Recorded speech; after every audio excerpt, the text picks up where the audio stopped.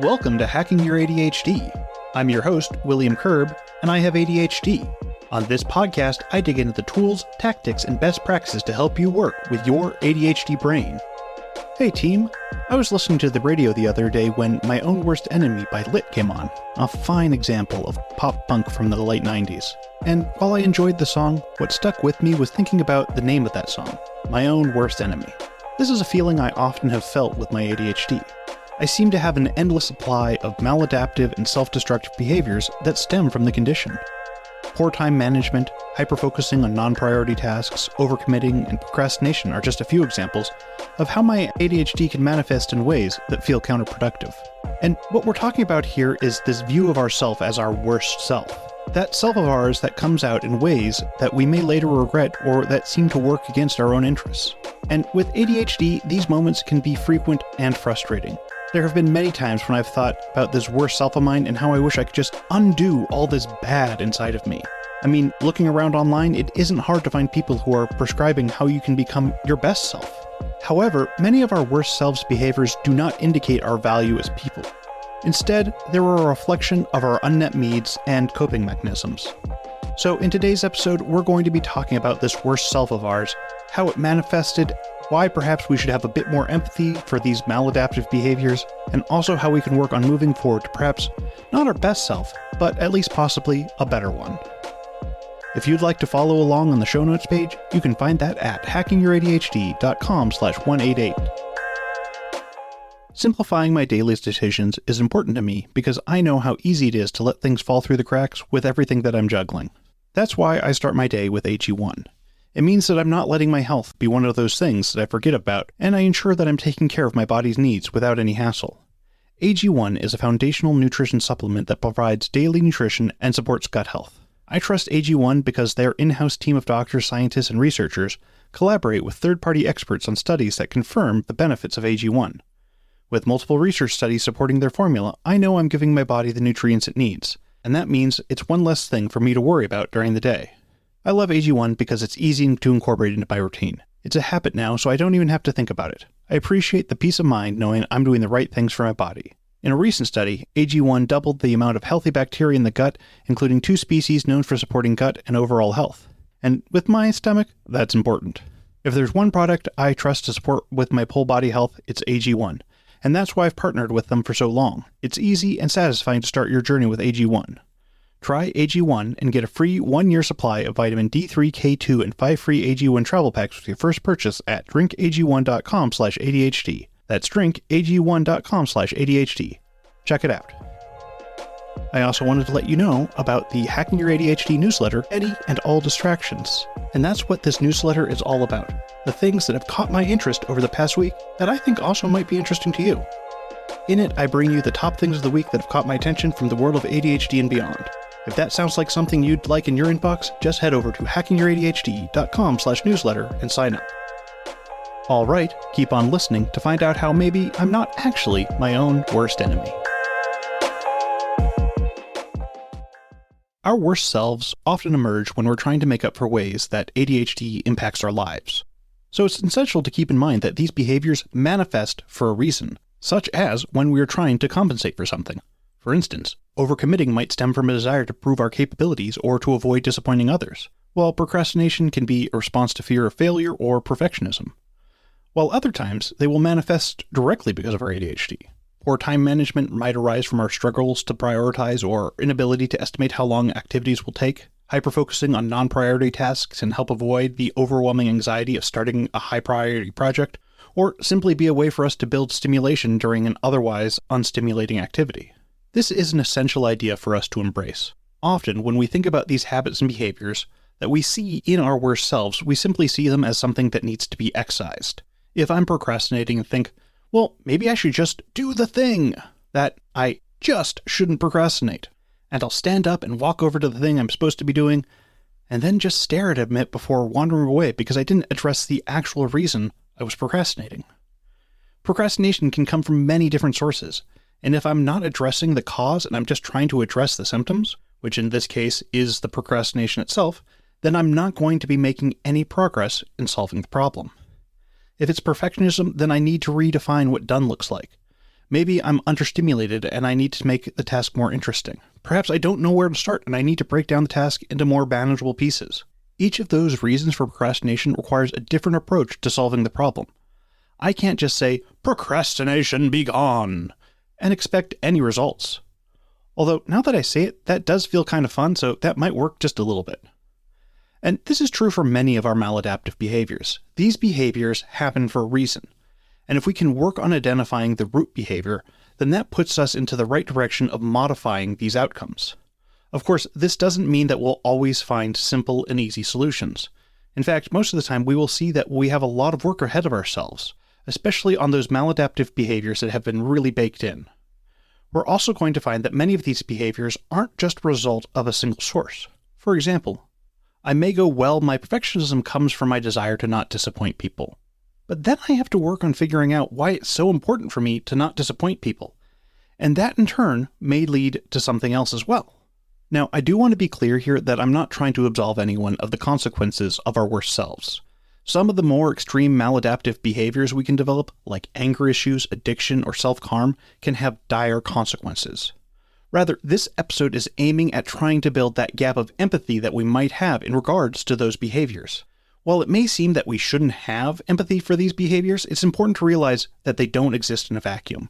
If we want to start modifying the behaviors, then it's also important to understand why we developed them in the first place.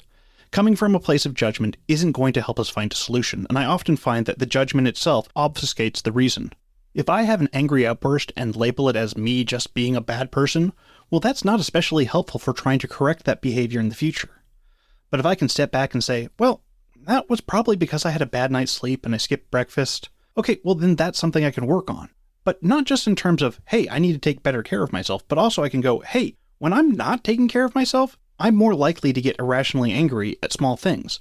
I should watch out for the signs that I'm heading into that mental state, so I can head those things off so I don't blow up like that again. I can work on identifying the mental habits that lead to that kind of reaction and see if I can adjust so that even when I'm cranky, I'm also not blowing up. This self-compassion is one of the most critical steps in managing our ADHD.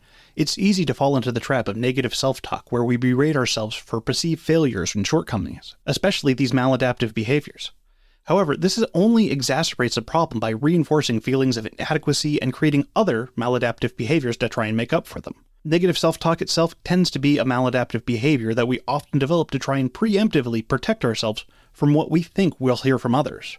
I know for me it frequently came out of the form of self-deprecating humor. No one can make fun of me about how late or forgetful I am if I'm ahead of the game and I'm the one making the jokes.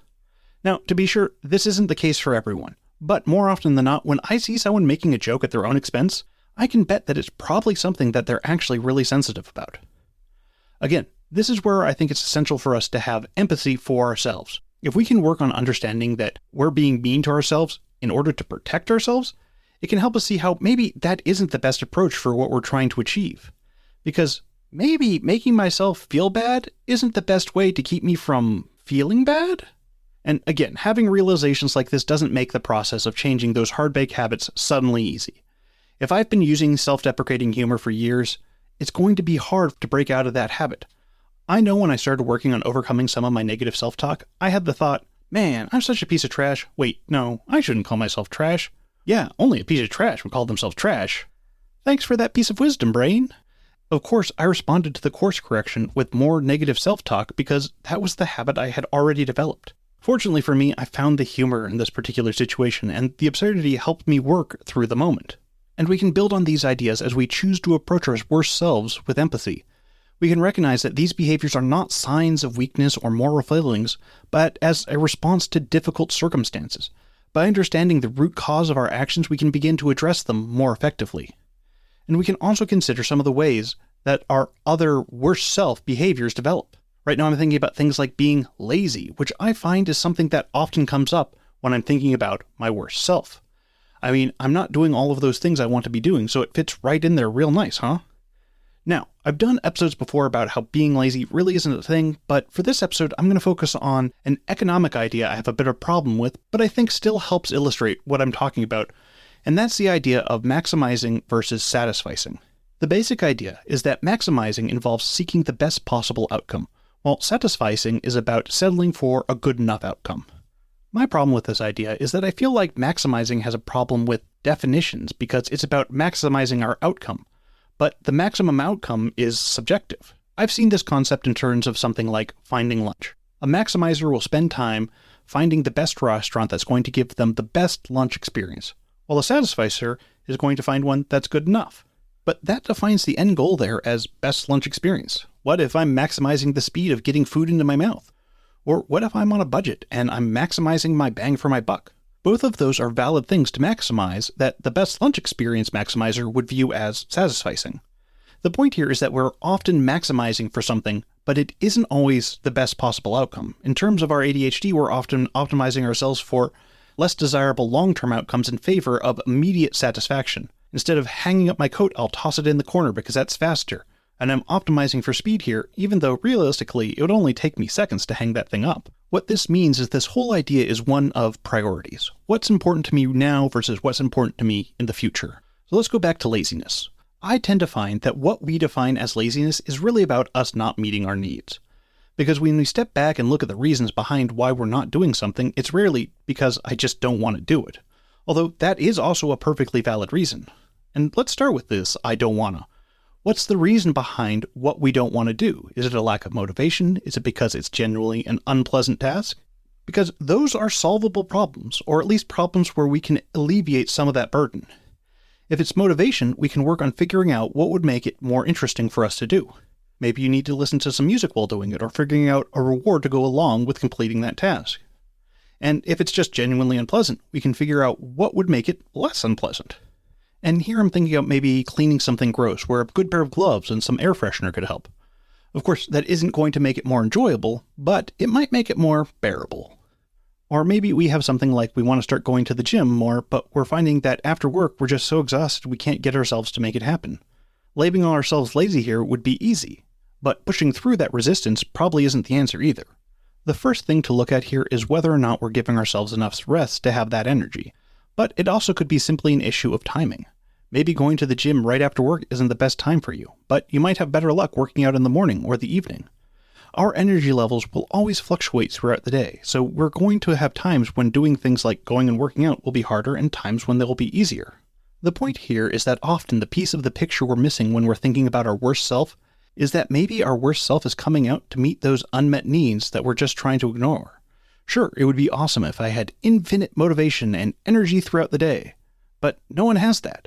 And this applies just well beyond physical energy. We also need emotional connection, mental stimulation, and doing things that bring meaning to our lives. When we're not purposefully meeting these needs, we'll find other ways to compensate for them. This is where we can see many maladaptive behaviors coming out. If we're missing something like finding meaning in our lives, it's easy to turn to things that will numb those feelings instead of seeking out what we need. This means that if you're trying to correct that behavior of, say, just zoning out in front of your TV while scrolling on your phone for hours, you need to find something that will fill those holes behaviors are filling. And it's not an easy path, but it's certainly a more fulfilling one.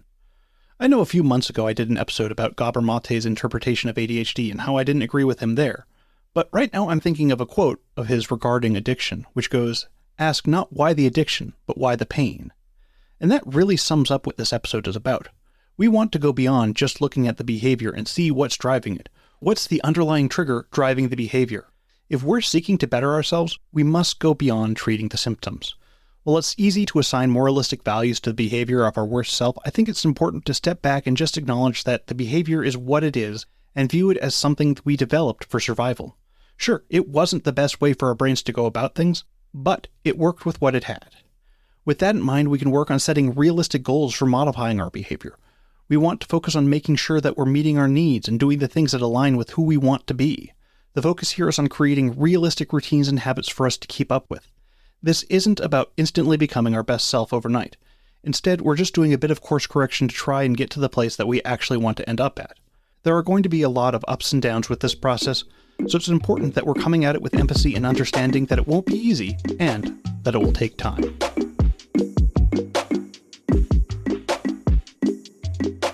Thanks for sticking with me all the way to the end. Before you go though, let's do a quick rundown of today's top tips. 1. Approach the idea of your worst self with empathy. Focus on the fact that you develop these maladaptive behaviors for a reason. 2. Pay attention to situations and emotions that trigger your worst behaviors to anticipate and manage them more effectively. 3. Often, our maladaptive behaviors come out when we're not doing a good job of meeting our basic needs. If we're engaging in numbing behaviors, we can look below the symptoms to try and see what's really setting them off. That's it. Thanks for listening. I'd love to hear what you thought of this episode. Feel free to connect with me over at hackingYourADHD.com/contact. If you'd like links or to read this episode's transcript, you can go to the show notes page at hackingYourADHD.com/188. And now for your moment of dad. If you spell the word absolutely nothing backwards, you get Gilton Yetsuba, which coincidentally means absolutely nothing. Marketing is hard. But I'll tell you a little secret. It doesn't have to be. Let me point something out. You're listening to a podcast right now, and it's great. You love the host. You seek it out and download it. You listen to it while driving, working out, cooking, even going to the bathroom. Podcasts are a pretty close companion. And this is a podcast ad. Did I get your attention? You can reach great listeners like yourself with podcast advertising from Libsyn Ads. Choose from hundreds of top podcasts offering host endorsements, or run a pre-produced ad like this one across thousands of shows to reach your target audience and their favorite podcasts with Libsyn Ads. Go to libsynads.com, that's LIBSYN, ads.com today.